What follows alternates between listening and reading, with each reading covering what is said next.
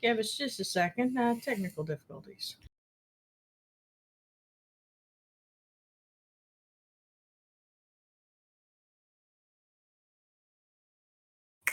All right, let's try this again. Hey, it's Sunday. Welcome to the lounge. It's my fault. Yeah, you'd think I was drinking, but I don't drink. So, yeah, we're sitting around talking about RPGs today, like every Sunday. And I'm Josh Wallace, the one and only Count Zero ASL, keeper of the keys to Angel Citadel, and I'm here with my lovely partner in crime, the Thelma to my Louise. Or maybe it's Louise to my Thelma. I don't know. Whatever. Joanne Wallace. Hi, everybody. I'm Joanne Wallace, the Angel of Angel Citadel, and yeah, we're here talking about TTRPGs and gaming. Tonight we have a fairly slow night. What are we doing? We're talking about campaigns, getting those started, and then how to use logic when your players decide to go off the rails. I know it's kind of a crazy, kind of a radical sort of an approach, but we're gonna attempt to pull out the logic train and use it on our players. We might run them over with it, but I don't know. Every time I pull out the logic train, you give me a hey, word. No. That's when you pull it out on me. You're not allowed to pull it out on me. But what about when you're my player? No. So yeah, you get the logic train. You just don't like the fact that it runs you over. That's right. And even more importantly, you don't use your own statements against you. Well, what's the shirt? It's only funny until someone gets maimed, then it's hilarious, or something like that. Yes. It's only funny when you're using it against somebody else. Mm-hmm. And then it's hilarious when I use it against you. No. All right, so let's start the topic of campaigns. We know them, we love them. Sometimes we get to do them. Please be advised, this is not necessarily one-shots, although I have seen there are games out there that take a series of one-shots called episodes and turn them into campaigns. One of the games that we're currently looking at right now is called Defiant, that does this to an excellent idea. So yes, if you have a hard time running a full-length campaign and want to run something that's episodic but doesn't change characters, Defiant might be an interesting game for you to look. Another good one, City of Mist. We just picked that up too. And we just got it in hard copy. Oh, golly, it's beautiful. Sexy. I would have brought it in here to show you, but I was feeling lazy, so I didn't. We'll show it to you another time. We'll show it to you next week, maybe, if I feel like it. No, but seriously, kudos to the group that did City of Mist. I don't remember what their name is either. I don't know. There's a publishing company that did that. It is. Where are you? You should know. Scroll down. Yeah, I know I should know. Son of Oak.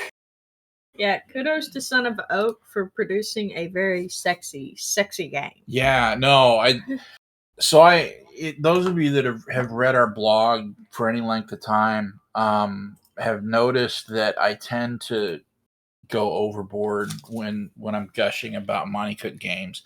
And what happens is it's not so much the Monte Cook games, although that's really good. Their publishing house is fantastic. I'm told that it's somewhere in the United States or maybe Canada, but I'm not sure where. But whoever it is, they do a fantastic job with their hardbacks. Their paper quality is fantastic. The printing's impeccable. The Son of Oak guys, they found another good one. I don't know who they used, but we got slipcase set of the player's book and the MC book and the GM screen. And I mean, that thing came in and it was impeccable. It wasn't crushed. The binding's fantastic. The whole thing's tight. It's just they found a good one. It's So a very kudos pretty to book. them. I've seen some crappy print. It's funny. It really is, because after we've been doing this now for a year, Mm-hmm. we start seeing things. Well, it's that obviously they didn't use the same people that Catalyst Catalyst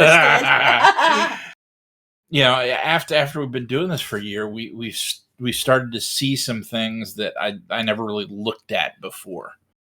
And so it's interesting saying, oh, they found a good printer, or oh, whoever did this print on demand, or whoever did this printing just absolutely sucks, or whatever, right? Because there's a vast difference in some of the quality. It's been really interesting to watch. And let's be honest, I'm going to say this, I'm going to throw it out there. The biggest part of printing comes from a layout designer. If you don't have a good layout designer, your print's going to suck no matter how good the printing company is. Fair. So that's a point set match. Bear, right there. You're pretty badass. We're just throw that out there. Yeah. So yeah, campaigns. Sorry, I didn't mean to derail this, but yeah, episodic campaigns. Yes, City of Mist is a good one.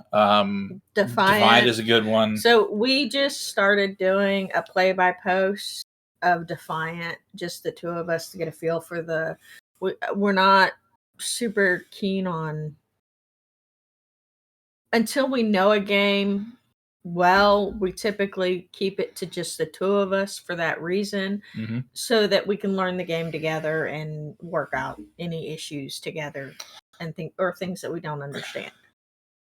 But oh my god, guys, this game is amazing.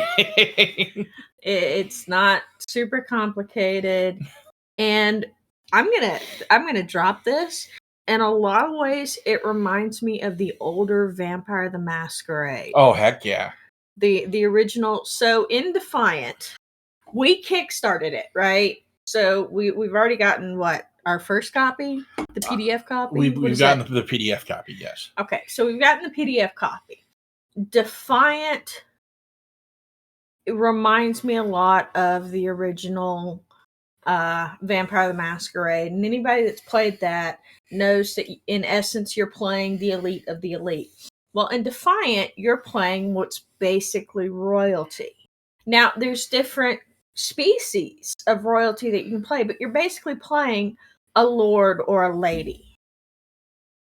And there are different paths you can take, but the focus of this game is not like it is in D&D, where go kill the thing and go be the hero, because you're not the hero. It's more like the flavor of Shadowrun. You don't necessarily have to be the bad guy, but you're definitely not the hero. Blades in the Dark too also does a very good, you're not the hero, but you're not the bad guy. They're a good episodic one too. But I'm gonna take a minute to gush. The artwork in Defiant is so hot. Okay. Yeah. The character art, the way they did the layout, it's right. So yeah. So I've gushed. I'm good.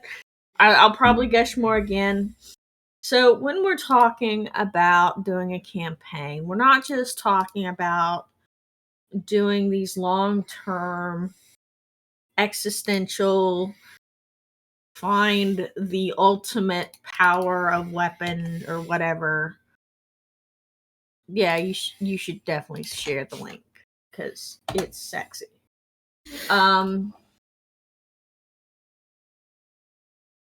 We're not talking just we're gonna go from level 1 to level 20 type campaigns. We're also talking about those campaigns that seem to meander forever. The side questing campaign. Dude, there's a lot to be said for side questing campaigns, though. Yeah.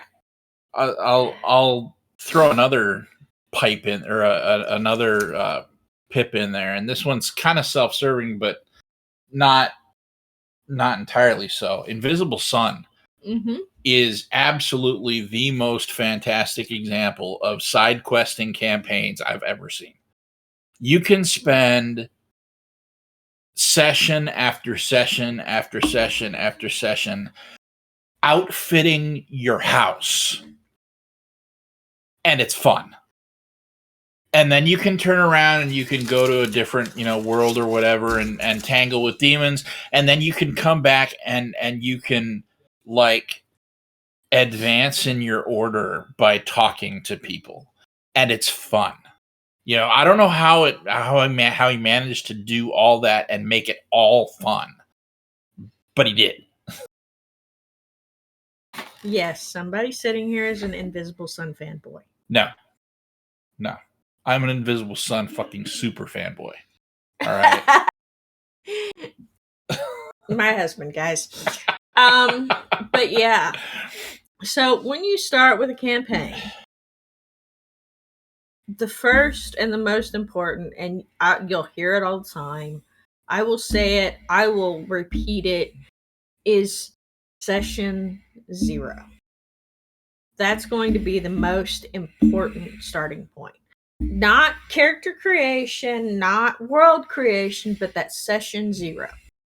Because with that session 0, you're sitting down with your group and figuring out, what do you want to do?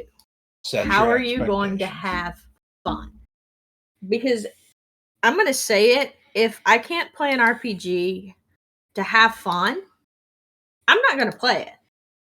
It's like video games, right? If I'm not having fun playing the video game, I'm not going to play it. Guys, she's got an entire Steam list of games that she's purchased and started and hasn't played the rest of because she didn't have fun.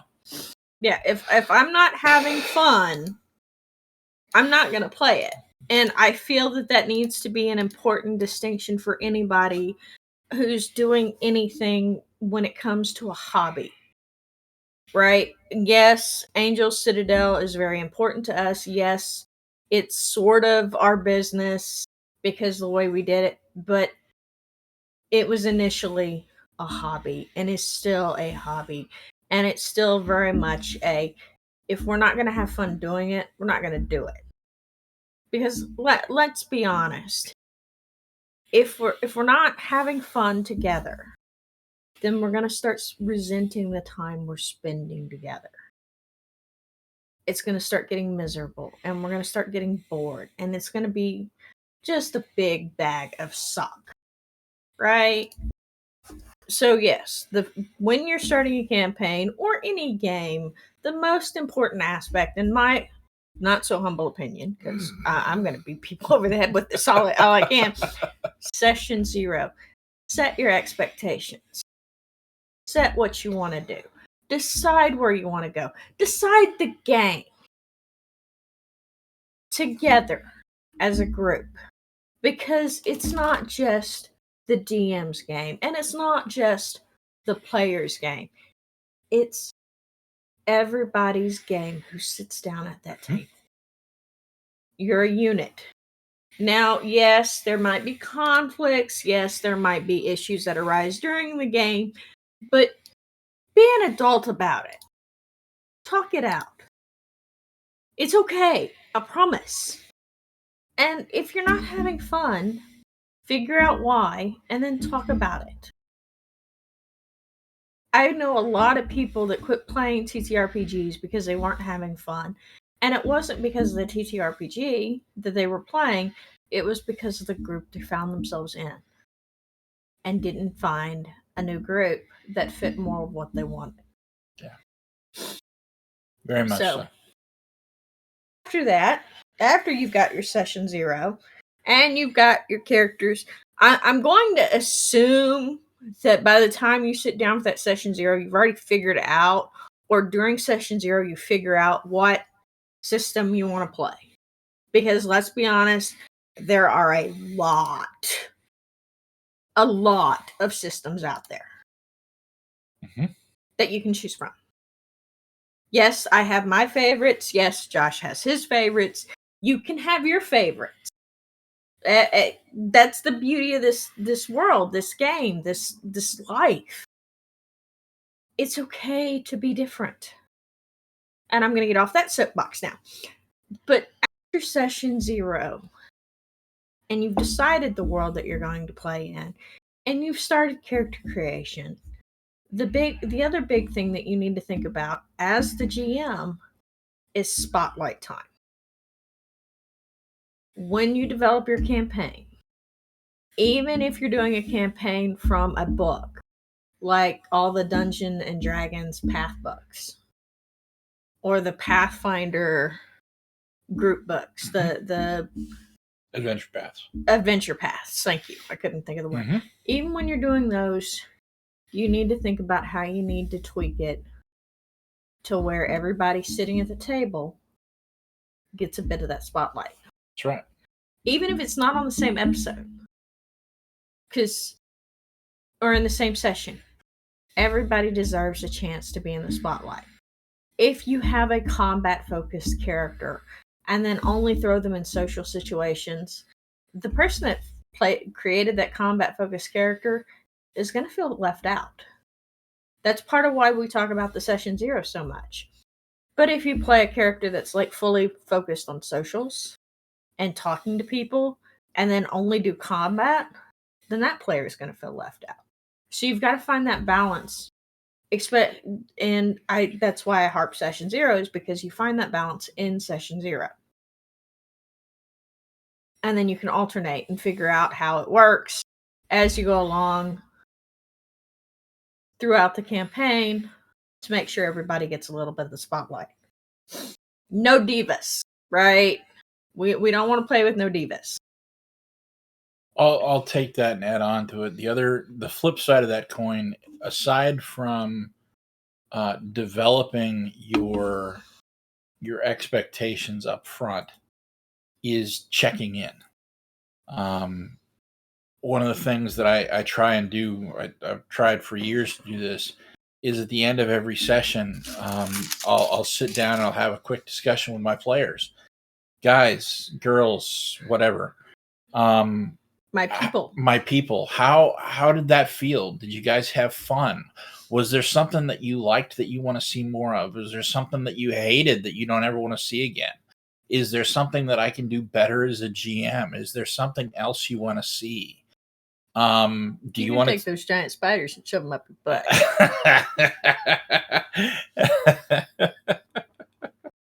They were just baby spiders. Yeah.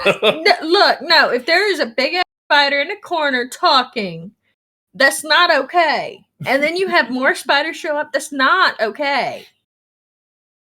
Spiders I like spiders at a distance, right? I've got like 2 that live in my bathroom, and they stay up in their corner, and they get to stay there because we have a gnat problem. It's just, they don't bother us, we don't bother them. It's just because of how wet it is here. So bugs get in, the spiders eat the bugs, so the spiders get to stay. But if they come down and start crawling on me, shit's gonna hit the fan. Yeah. Because No, I get that. I get that. But yeah, checking in is important. But yeah, it's because sensations can change, right? So you were talking about feeling included in spotlight, right? That's incredibly important. You want to make sure that all of your players feel important to the campaign and feel important to the group. And you can start out doing that really well and have something happen where those expectations change. And if you're not checking in with your players, you'll never know. Because, a lot of us are introverted, right? And we don't want to speak up. We don't want to, just great. Say, hey, yeah, exactly. I've said that I don't know how many times, even though you were lying. Even though I was lying, I'll admit it. I was absolutely lying my ass off, and it's a hard thing, but if you come out and you ask that question, at least you're giving them the forum to say, all right, I actually want to know. Am I doing an okay job? Do I need to be doing something better? I really want to know your opinion. Please tell me. And then if they make the choice not to tell you, there's not a whole lot you can do about it. But you've given them that option. You've explicitly said, hey, it's okay for you to talk. It's okay for you to give me criticism. I'm willing to accept it to try and change. Yep. So. Well, it's like my dad always said, if you don't tell somebody how bad they are in the kitchen, how are they ever going to get better? And you're going to eat that same damn burned piece of meat every time if they don't get better. That's right. So now to talk about the logistics of starting a campaign. Josh likes to take extensive notes. I do. By hand. Sometimes. He's got what is that? For the Invisible Sun? The guiding hand. He's got the little guiding hand for his Invisible Sun game that he takes lots of notes in. All right, so we're going to clarify this statement. I have a Google Doc that's 14 pages long right now that's got essentially what's canon for me. Okay, and yeah, that's not by hand. It's just typed out, but whatever. Mm-hmm. The thing that I've noticed is twofold. Number one, when I write things down by hand, I tend to remember them better. Okay, something about hand-eye cognition and stuff. There's research for it. The other thing that I wanted to do was this nifty book here, The Guiding Hand, comes with Invisible Sun, mm-hmm. And I wanted to try it out. I've used Monty Cook Games GM Notebook. I like it. I don't use all of it, and so I don't know if I'm going to spend more money buying them or not, or if I'll just try and cobble together something that has the parts of it that I like and toss the other parts. But I wanted to try the guiding hand and see if that helped me as I'm running Invisible Sun, because this is my first solo gig doing Invisible Sun. Yep. So it's a lot easier to do that than to try and go back. And you're doing a great job. And use the form fillable version for me. Yeah. But anyway, that's why the hand notes, I guess. And that's why I tease you about them. Well, yeah. Now that being said, I'm a big fan of taking hand notes anyway, but that's more for the first reason than the second. So. Yeah, I'm not very good at taking hand notes. My handwriting is atrocious. I have doctor's handwriting.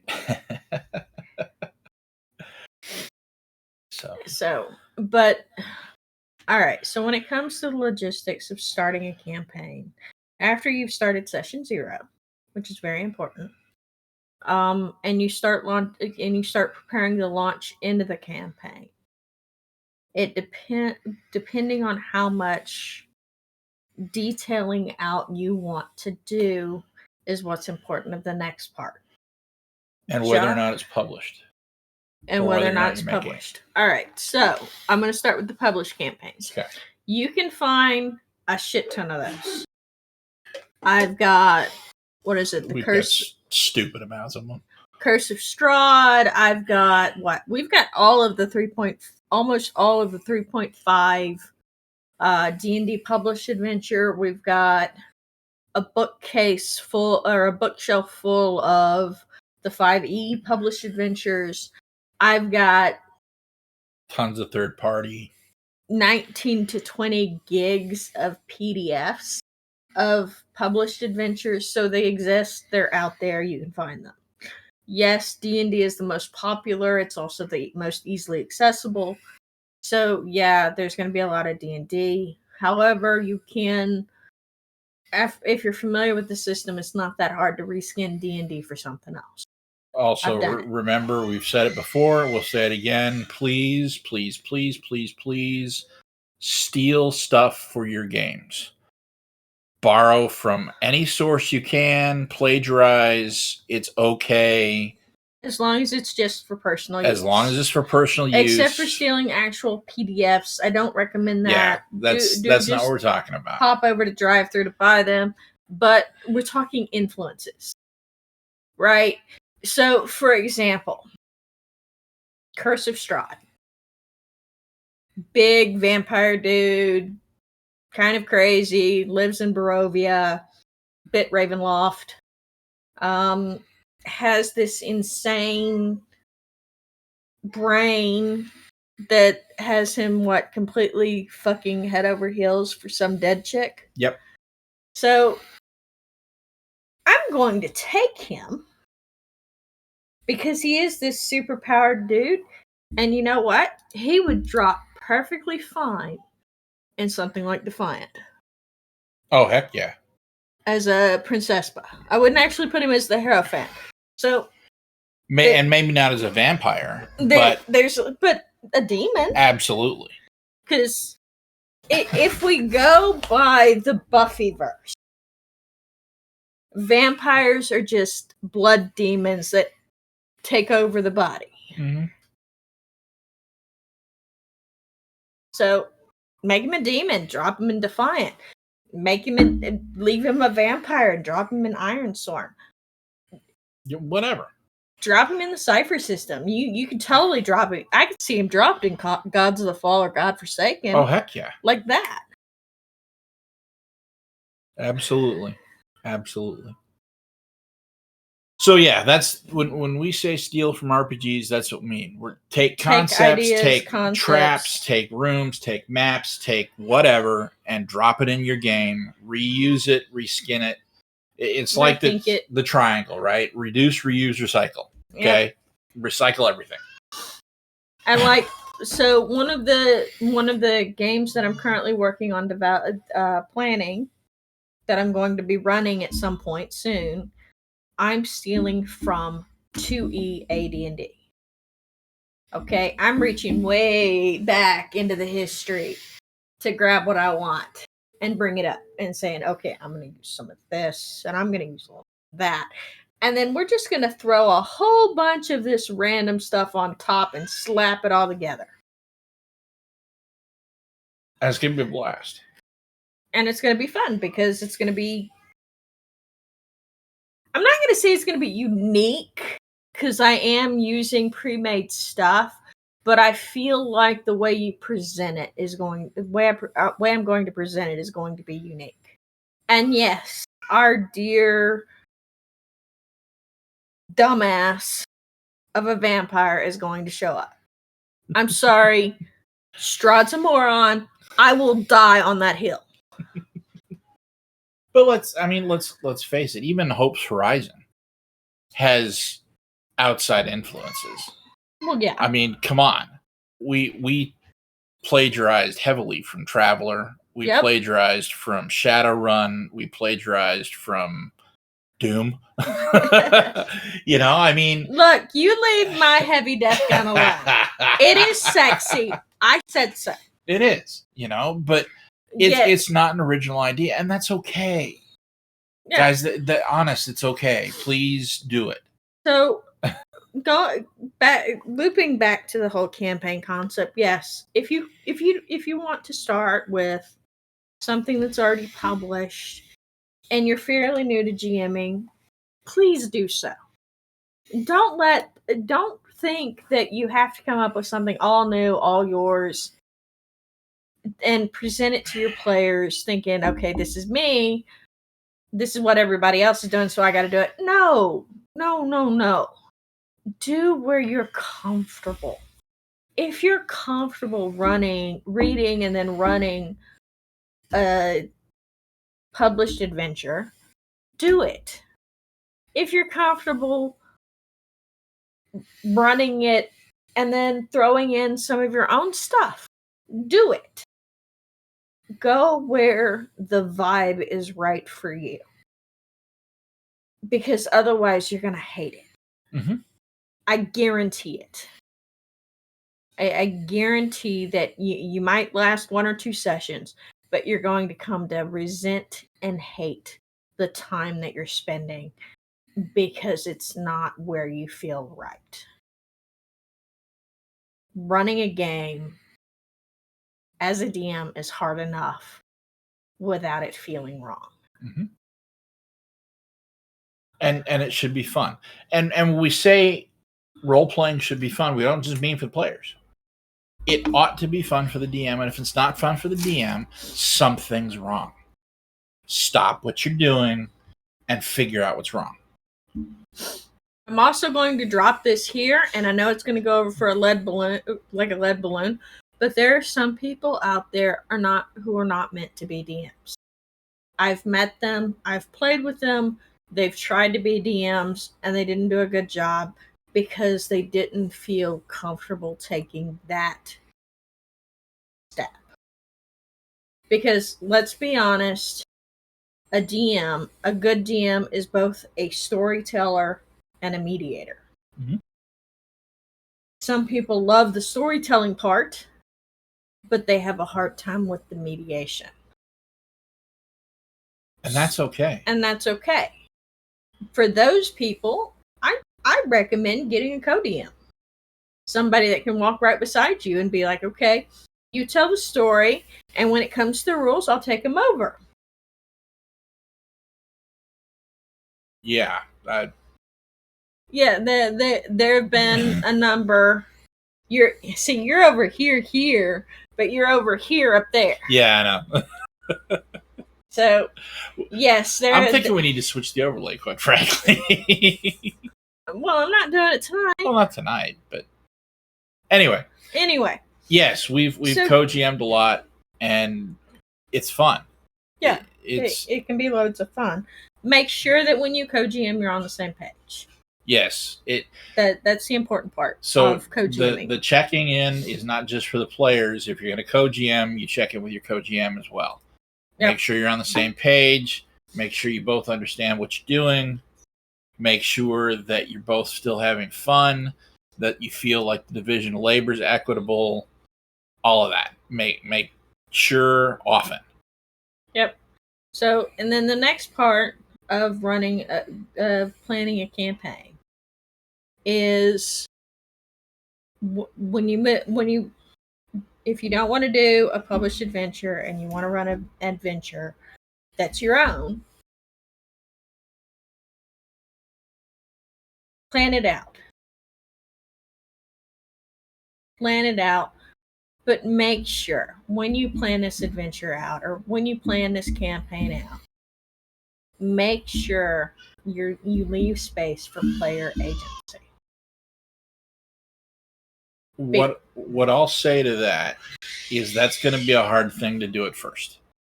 Okay? Yeah, it takes practice. So when I started writing adventures when I was probably 10 years old.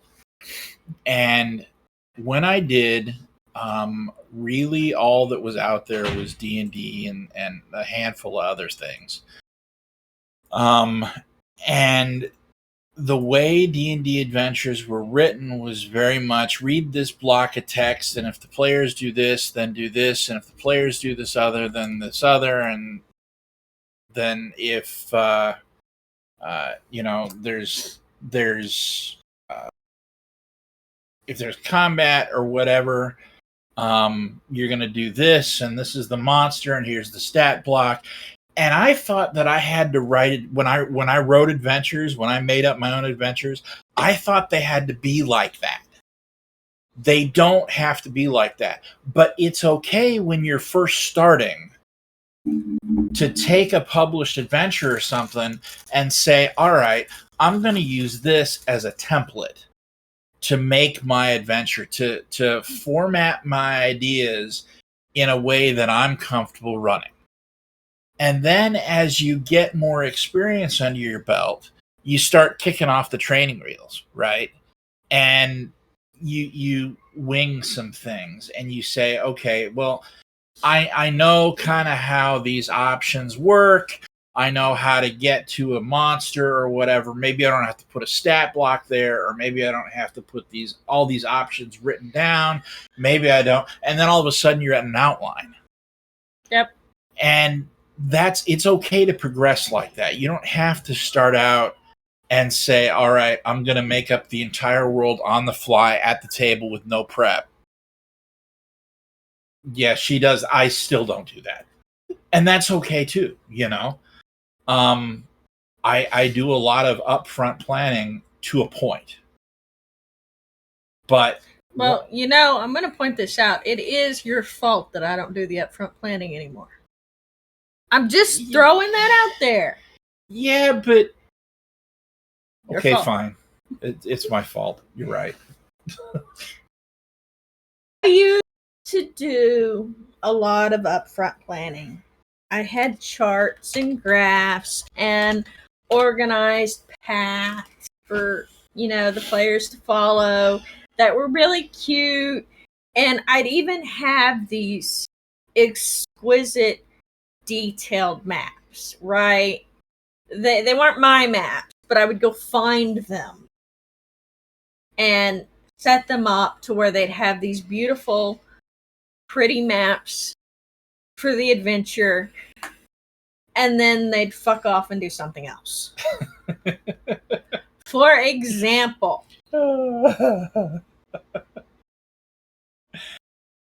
I had a big combat scene planned out. Big combat scene. I even had the combat squares and the combat characters and the little NPC pictures, and this beautiful map that had the different, and it was all virtual, so it wasn't like it was a 3D map or anything, but it was all these different angles. And because we were playing Shadowrun, which is a very complicated game that has a lot of variables that either add or subtract from your dice pool, I had all this planned out. And it was a beautiful, beautiful plan, gorgeous map, sexy map of a partially destroyed mansion. And some motherfucker decided that instead of shooting, they're going to talk. Yeah. I don't know who that might be, but you know, that does happen. You're absolutely right. Josh did it.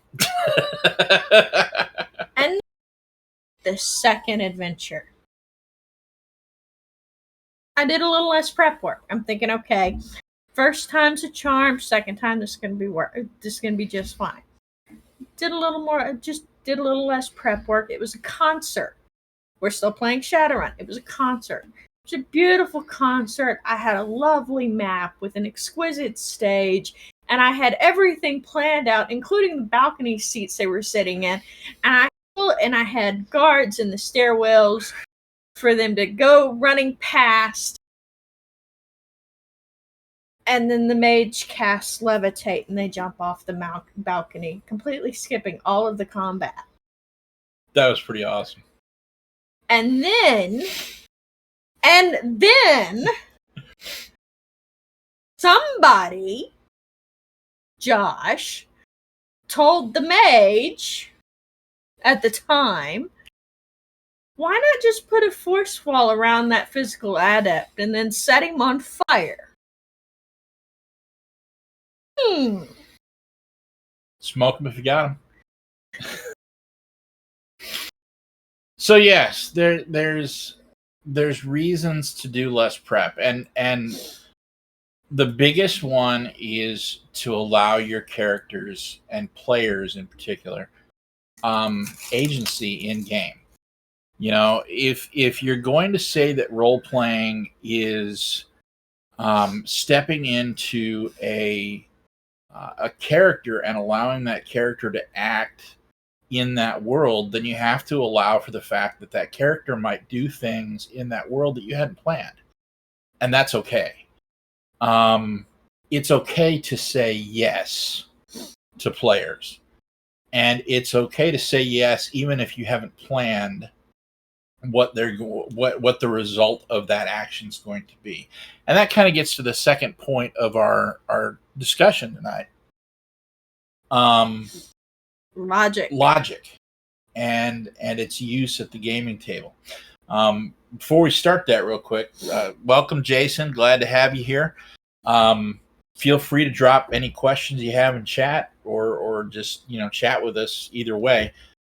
We love talking to the audience. We love having feedback. We love answering questions about your games, and helping out where we can. So, and yes, while I might tease Josh about the chaos that he put my initial DMing through, I still love him and I still married him. So I guess it wasn't that bad. Yeah, I like that way.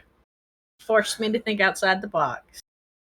But yes, if you wind up going down to outlines, or even just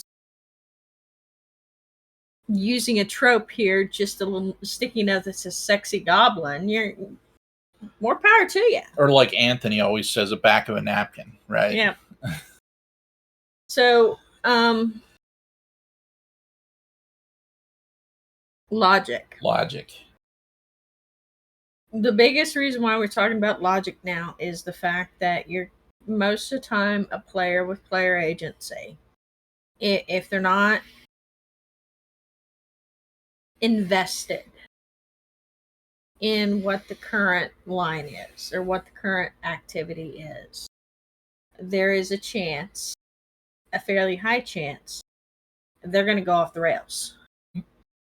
They're going to go find something that interests them or interests their character. And yes, Josh is a very big proponent of saying yes. I'm a big proponent of saying yes, but I also stand by the statement that yes, you can also say no. You're not working retail. You're not serving somebody food. If they're doing something that you're uncomfortable with or something you don't want to do, you can say no. You don't have to explain. They should just accept the fact that you said no. Of course, if you're also saying no to be a dick, then that's a different issue, and you and your players are going to have to work that out. So that comes back to session 0, and it comes back to trust. Yep.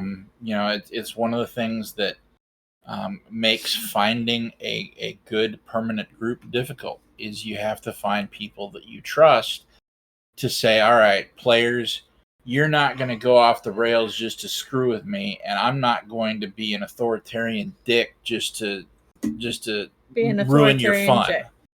Except for when it's required. There are certain settings that require, it's not so much that the DM has to be the authoritative dick, it's the fact that the NPCs are authoritative dicks. Well, I guess what I'm saying is, it is the second part of that statement, right? That you're not doing it to ruin their fun. Yeah. All right. So you're doing it because it's part of the game. It's part of whatever world or setting or where they're at. So you're thinking about stuff like what? Paranoia, sections of the countries and gods of the fall. Mm-hmm. Blades in the dark. Sure. You piss off a more powerful NPC than you are, you're and fucked. It's going to come down on you, and that's okay. That's what I'm talking about. As long as you walk them through that line of thinking, it's the statement is, you can do what you want, but there are consequences. Yes. And we've talked a little about those in the past, both on the blog and I think on here, haven't we? Yes, we've talked about a lot. Actions have consequences. So that kind of feeds into your logic. If you think about the world and the setting that you're building, all right, whether you created that setting as a homebrew or whether you're using a published setting, look at it from a logic standpoint. If you're, I'll use the example. If you're going to go into a town, right, and you're going to start butchering vendors because they won't give you a 50% off deal, the town guards are not just going to sit around and say, "Oh, that's okay. It's fine. You just butchered our blacksmith. We don't need him." Yeah, no, Our innkeeper can die. It doesn't matter. You needed a 50% discount off that. They're gonna come. They're gonna arrest you, and they're gonna probably execute you. That's not the GM being a dick. That's what a guard in a town is supposed to do. Yep. I mean, if you get hired to do that and that's your job, then you're doing your job. Yep. So, players don't get upset with your GM when that kind of stuff happens when you make those choices. But at the same time, GMs, there's a level of enforcement there that you have to be careful about. And you can't just say, "Oh, I don't have that prepped, therefore I'm going to be a jerk, and here comes Cthulhu and power armor." That's not okay either. You have to allow for player agency, but then at the same time you have to be able to say, all right, there are consequences, and use logic to say, oh, and these are what the consequences are. Yep. And that's the other side of logic, right? If you don't have something prepped and you're not prepared to move forward with that part, say so. Put on you're an adult or older teen, and you're sitting with a group of other adults or older teens, say so. Say, hey, I'm going to have to think about this one. Let's close out for today and come back to it. And that's okay. That should be okay at your table, because it's part of being human. Like, when my character decided that instead of trying to smuggle several crates of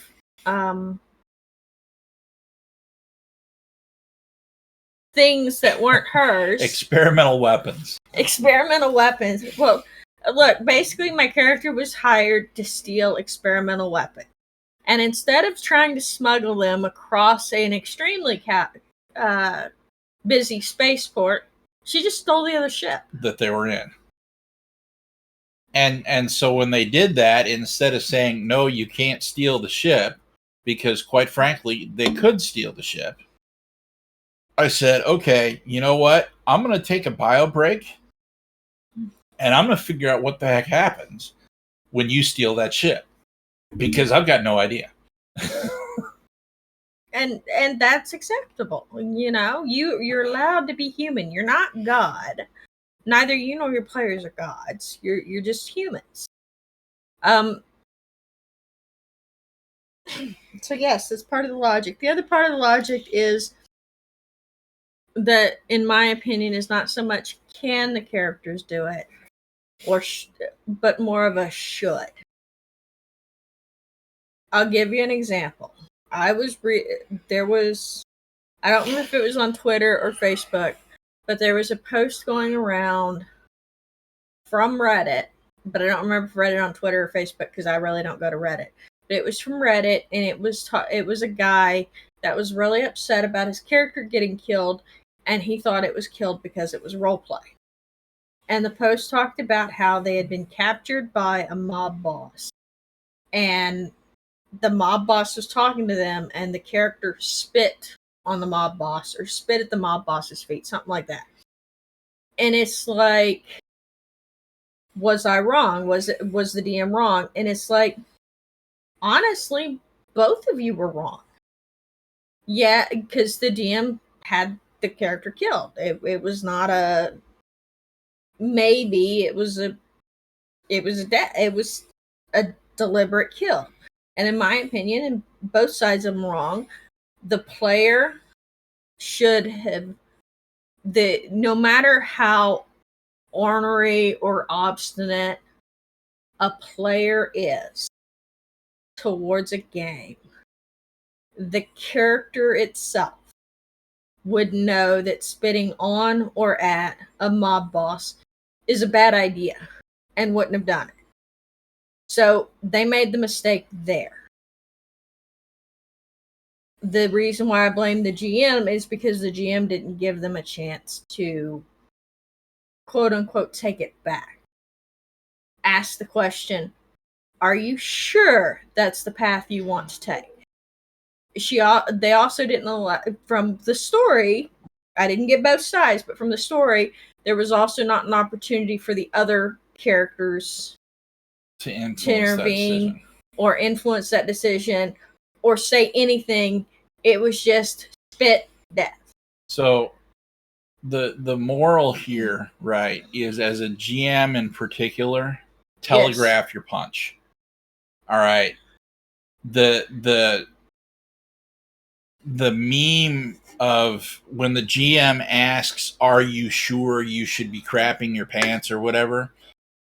Is true. You know, if the player's going to do something that's likely to result in their death, and you're the GM, stop the game and, dude, are you sure that's what you want to do? Realize that this guy's a all-powerful mob boss or Darth Vader or whoever, right? And B, you're this peon guy and he's about to crush you. Are you positive you want to do this? Telegraph your punch. Yep. And then, if they still go ahead and go through with it, then that's fine, I guess. But you give them that chance. And yes, I have had players that have done asinine things like that. Quite often I repeat the scene, say, "Are you sure this is what you want to do? Because this is where you're at. This is what's happening, and this is who you're facing. Are you sure this is the path you want to go down?" Knowing all of this information and knowing that there's a high chance they'll kill you. Your character is this something you're sure your character wants to do, knowing that there's a high chance that your character will die because of these actions. If they say yes, they want to do it, then That's get the consent, dice roll. But it's just like everything else. Get that consent. Make sure they understand the consequences. Yes, there are some people out there that should already know the consequences, that actions have consequences, but there are quite a few that tend to treat playing a TTRPG like it's playing as a video game. Consequence-free zone. Or a video game, right? It's consequence free. But like a video game, I'm just going to quick save and then do this. Quick save and then do that. Quick save and then do this, and figure out which path is going to give me the best. But you can't, because there's the human element. Or you can't because, like me, you're an idiot and forget to save. So anyway, yeah. Logic. We've talked a little bit about it from the players, from the GM standpoint, and said, all right, make sure you sit down, you look at what your players are doing, and then extend that. Yep. And say, all right, I know that I'm playing in this setting, and this is the kind of setting this is, and these are the groups that the players are dealing with. What's natural to happen? And then do that. You want to know that makes me think of a Futurama episode. They were told not to go to a planet. Mm-hmm. They were told that bad shit would happen if they went to a planet. Yeah. They went to the planet. Mm-hmm. And this is the planet of the current jokes the jokes that's been running around. Death by Snoo Snoo. Oh, yeah, sure. They were told not to go to the planet. They went to the planet anyways. Then they had to spend months in the hospital recovering from crushed pelvises. Mm-hmm. Those are consequences. Yep. Hope's Horizon. There is a planet in Hope's Horizon called the Valadin 4. That's a fairly lawless planet. I don't recommend going there if you're level 1, because there's a chance that you get squashed. There's an even worse one called La Live. But that one isn't available yet. That one's not going to be available for a while. But because it's one of those, you're going to run into the proverbial mob boss there, yep. Right? You don't want to piss off the wrong guy. There's more than one mob boss on Wild Lead because Yeah, the entire planet's freaking mob bosses. It's the Godfather on a large scale. But it's a fun planet to write about. Yes, it is. Or for another example, D&D. You're not level. A level 2 character should not walk up to a Tarrasque and kick it in the neck. I'm just, dropping that. Now, there are games out there that hold the theory that players should be able to do whatever they want, and then they should be able to run and live to fight another day. Low fantasy gaming is one of those. Yes. All right. But low fantasy gaming also depends on the D&D or on the DM setting up appropriate encounters. They do, but they also allow for inappropriate encounters and then running from them to live to fight another day. It's very much the like we talked about, was it last week or the week before, the emergent gameplay? Yes. So if the DM wants to go, full on random, and they roll up a massive monster and put it in that hex, and the players go in that hex, and they creep up on this. They creep up on this thing. The players ought to know, hey, we're not prepared for this. Turn tail and run. Sir Robin bravely ran away. And that's the appropriate action to take. And it says that in the book, right? That yes. You should run from this, and it's okay to do that, and here's the rules to do it. Yeah. But not every game is like that. D&D is not set up like that. Shadowrun is not set up like... Well, okay, I can't really say that. Shadowrun is sort of set up like that. Shadowrun has the ability for you to turn down jobs or to get out when it gets too hot. Mm-hmm. At the same time, it's also more focused on, like D&D, you gotta complete the job to get the reward. That's right. So, I mean, there's some built-in consequences to not finishing the job. So, and that leads me back to the whole logic discussion. You need to be aware. I know a lot of people have posted, if your DM can run all this, you should be able to do that. No, your DM should be aware of what you can and can't do just as much as a player. Not necessarily to the in-depths, but it would not be that hard to make up little postcards of what the player's abilities are and have those on hand. Mm-hmm. I do that. That way, when I'm playing with somebody who doesn't know what their character does, I can just, all right, that's what this does. Or if I need to know, do they have an ability that's going to fuck up this encounter? Balancing or creating encounters that are viable is logical. Allowing your players to make mistakes is logical. Allowing your characters to execute plans that are not in the scope of what you imagine could happen and wreck your encounters is also logical. Do the unexpected is a valid player tactic. Yeah. Because let's be honest, right? When we're talking about this and we're talking about playing a character, in a lot of ways we are becoming that character. It's a very small case of improv. Mm-hmm. And it's okay to and as a matter of fact, I encourage people to think about their character, to get into their character, because it gives the world more vibrance. And it gives more logical conclusions.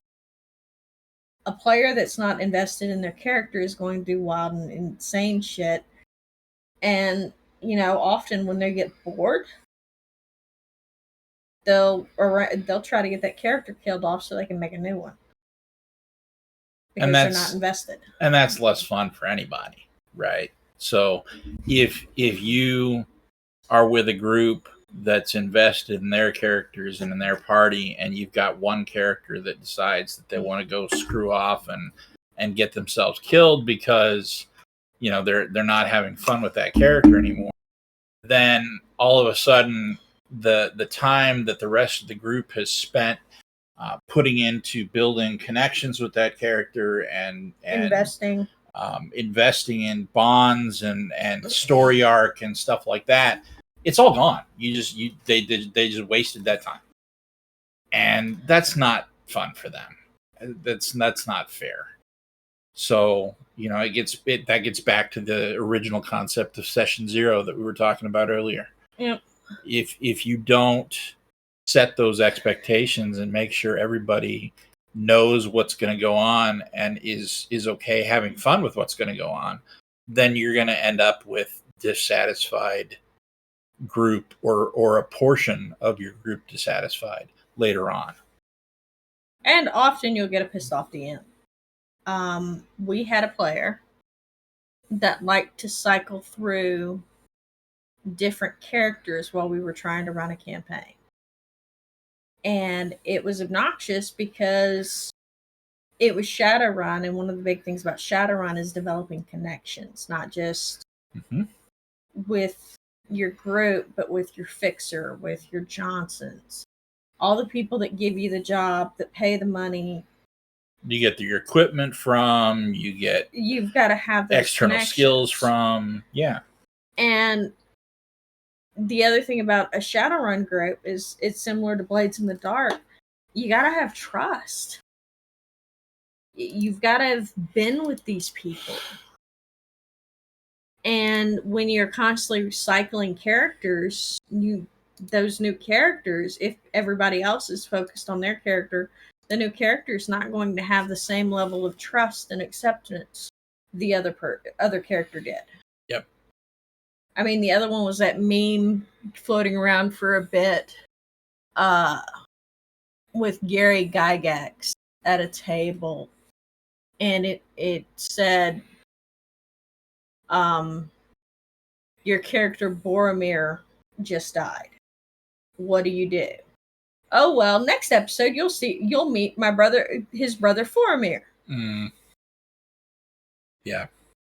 I mean, when you cycle that, or the jokes about Gandalf, fly you fools, and then he goes off and fights the Balrog, and they think they're dead, and they did that whole scene on the side of the mountain where they're weeping and they're upset because there's that attachment. And then Gandalf shows up again, but he's not Gandalf anymore. Because if you take Gandalf the Grey, he was this kind of fun, nice guy, a little off in the head, because let's be honest, all of the wizards in Tolkien's world are off. And flawed. And then turned around and presented Gandalf the White, and they tried to make him perfect, but he just came off as a dick. Mm-hmm. Very much so, and that's a great way to sum that up, because it happens all the time. When you get for the people that like to cycle characters, one shots are your way to go. We've played 5 happy hours? 6? Yeah, 5 or 6, yeah. Over at Mana Pot, yeah. Yeah, we have played a number of the Mana Pot happy hours. They're one-shot adventures run by Liza, the sweetest person ever. Liza's awesome. We love you. I mean, I know she's busy doing her own thing, but she occasionally goes and watches it when I post it on YouTube. So, Liza, you're still my favorite girl. And I'm not joking. She's my favorite.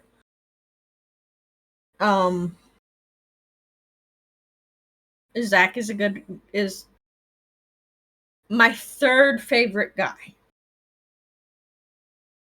Obviously, my first favorite's my husband.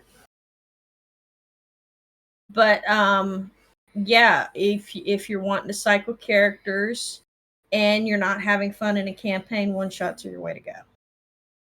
But again, you still want to use logic when you're playing that character, because yeah, playing the chaotic asshole can be fun for a short amount of time, but I guarantee they're going to assume that that's the player, and they're not going to want you to sit back at the table. So, do we have anything else we want to talk about? No, I think that that about wraps it covers up. it for the evening. Unless we've got any last minute questions from the audience. Any last minute questions from you guys? Speak now or wait till next week. Or yeah, forever hold your peace until next week. Yep. Or, you know. Yes. You did make the end, Fook. Woohoo! Yes, Spook, you made the end. It's 9:00. Good to see you, buddy. I'm wondering if we should probably move it later. Do like 8:30 to 9:30. I mean, we can do that. That gives us a little more time to eat dinner after Invisible Sun. This is true. This is true. Yeah, so on the Sundays that we have Invisible Sun, we wrap up at 6, and then I have just enough time to make dinner and eat it before we're back in here. So we'll probably end up moving it down a little bit, but not by much, because yes, food is very important. Really, we love food. Have you not seen the size of my po belly? I am the Kung Fu Panda, yo. What are you gonna do? Sit on me? I just might. Yeah. Yeah, I think moving it down 30 minutes. Yeah, I can do that. I'll switch it in the schedule. Oh, exciting news for me. I applied to what the hell are they called? Coding boot camp. A coding boot camp. So I can learn how to code. I'm very nervously excited. She's gonna be awesome. But yeah, that's gonna take up a lot of my focus. So yes, JavaScript, yes. So the coding boot camp is General Assembly, and she's going to be taking the software engineer path. Yeah, the software engineering. It's available online. JavaScript, Node.js, front end development, full stack development, front end frameworks, and APIs and full stack development. I already know some. I've already started learning JavaScript through Udemy. Mm-hmm. And I'm finding that I'm grooving along with it okay. It's not as easy as I thought it would be, but I've also come to the realization that I have gifted child syndrome. You know, where you were told as a kid that you were awesome and super intelligent and highly smart, etc., etc. And then later on, when you reach adulthood and realize that shit's not as easy as it was in school, you stop wanting to do it because if you don't get it the first time, you're stupid. Josh has been helping me with that a lot. Yeah, that was one of my issues.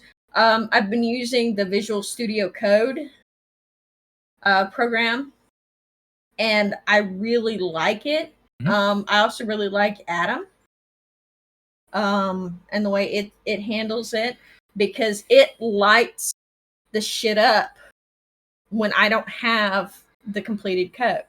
Like if I forget a parentheses or if I forget a quotation, it's lit up and the wrong color. Yep.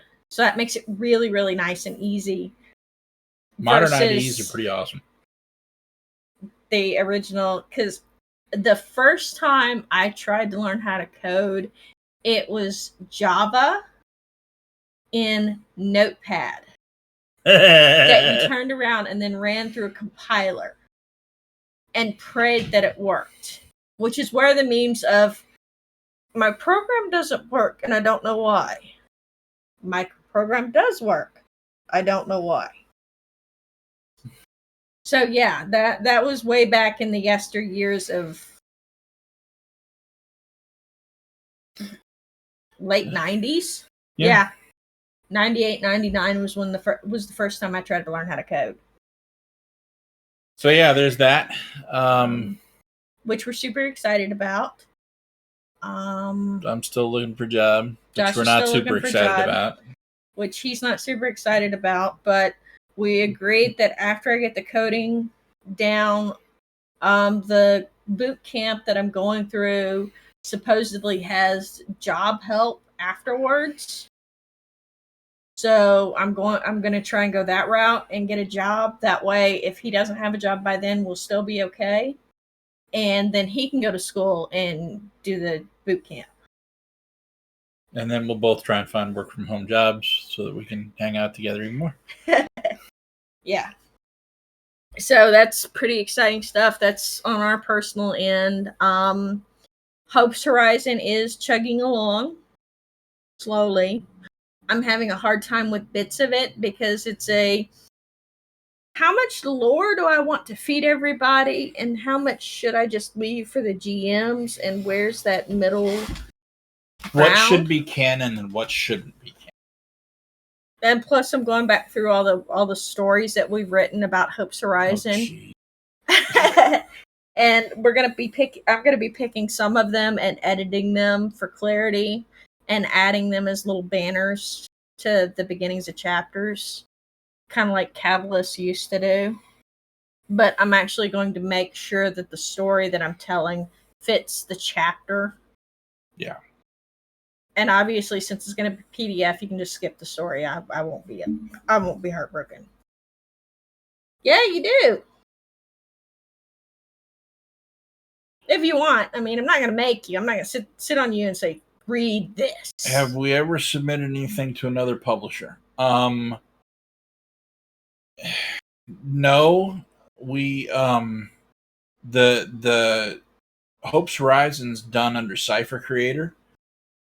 So I mean technically it's following the fan use policy for Monica Games, but they didn't do any of like the layout or any of that. We did it all. So no, we don't have a. I typically have avoided trying to go to external publishers, mostly because of how many people are scammers.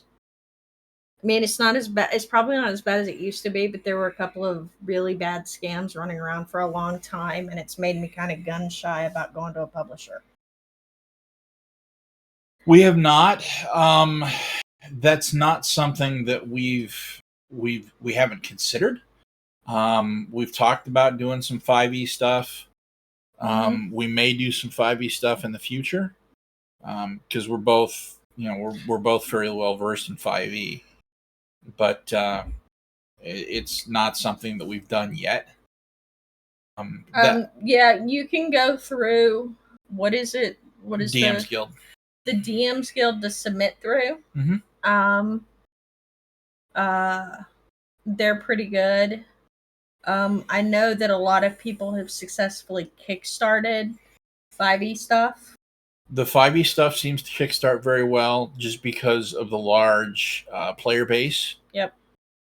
It's one of the reasons that Monty Cook's 5e conversions, Arcana the Ancients and Talus and yeah, all the 5e stuff that have done so well is because they get all those people in addition to all the Cypher people.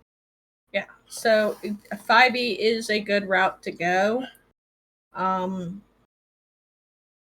If that's a path you want to do. The other one that's popular is Onyx Path. Yeah, as long as you stay under the OGL, you can also just host it yourself. You only have to use the DM's Guild if you're using something that's specific to 5e, such as names and locations. If it's copyrighted by Wizards of the Coast, you have to use the DM's Guild so they get their cut. If it's your own version and your own flavor and you're just running it under the OGL, you can use it wherever, you can do whatever you want. Basically, if it's in the system reference document, you can use it free and clear. Yep. If it's not in the system reference document, it's copyrighted and you have to use DM's Guild to do it. Yep. So, yes, I spent a lot of time working on the whole patents, copyrights. There's also some stuff that you can borrow, I guess.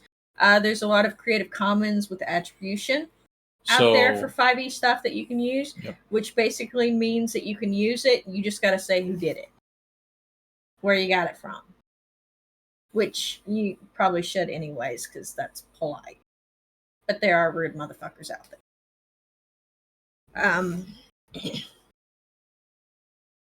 But yeah, if you want to release 5e stuff, and it's all on the SRD, kickstart it. Throw it on your own, or throw it on your own website. You can throw it behind a Patreon wall if you want. If you're looking for examples of stuff like that, Pickpocket Press is a great one. Yep. Both Low Fantasy Gaming and Low Life 2090 are based off the 5e SRD. Yep. So feel free, check those out. Steve Grudzicki's a great guy. We've got reviews up for his stuff, and both those games are aces. So, yeah, does Angels Citadel have a, Yes, we have a Patreon. Oh, a Patreon. Yes, we do. In fact, you can chase us around the internet on our link tree there at that link there. And included in that link is a link to our Patreon where you can support us if you so choose. So every little bit helps. And there's maps. And yes, there's maps. There's stuff that's going up now that's Patreon only content. I've got some maps up. She's going to be doing some work with characters. Yes. And some adventure ideas. Yes. To go with those maps, but feel free to check them out. And we're trying to do at least some Patreon content once a month. Most of the stuff that I'll be doing is cartography, like you said, maps, because it's lethargic for me. I'd use it to calm myself down. So I'll play around with maps and just chill out. Yep. But yeah, feel free to follow us around. There's Facebook and MeWe, and we have a Ko-fi. If you don't want to do a recurring donation like a Patreon, there's Ko-fi. That's a one-time only thing. Yep. Feel free to check out our Discord and hit us up on Twitch, Twitter. Follow us and subscribe to Twitch and Twitter and YouTube. See when those videos come out. And if you look on our Twitch channel here, the schedule for what we do is posted. Like we said earlier, we're probably going to shift this program by about a half an hour. Yep. To 8:30 to 9:30 instead of 8 to 9, just to give it a little bit more time and let people get here. But come back. This is every week. We take questions just like we're doing now. It's an open conversation. God, we love talking to you guys because we do. It's why we did this particular format. It's why we're doing what we're doing. We want to talk to you. We want to answer your questions. We want to help you with your games. We want to, you have questions. You want to bounce ideas off of us. We're totally down for that. So yeah, it's one of our ways of giving back to the community. Yep. And that's really what we're about. So. Yep. But it is now 9:20. It is now 9:20. So, yeah, chase us around the internet. Feel free to follow our Twitch. I'd be happy to have you following. What else? Twitter.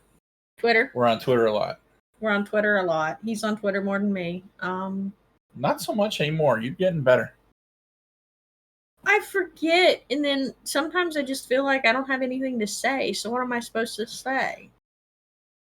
I don't shout into the void. I don't want to shout into the void. Last time I shouted into the void, this big monster came out and tried to eat my face. That's okay. I'll sit on it.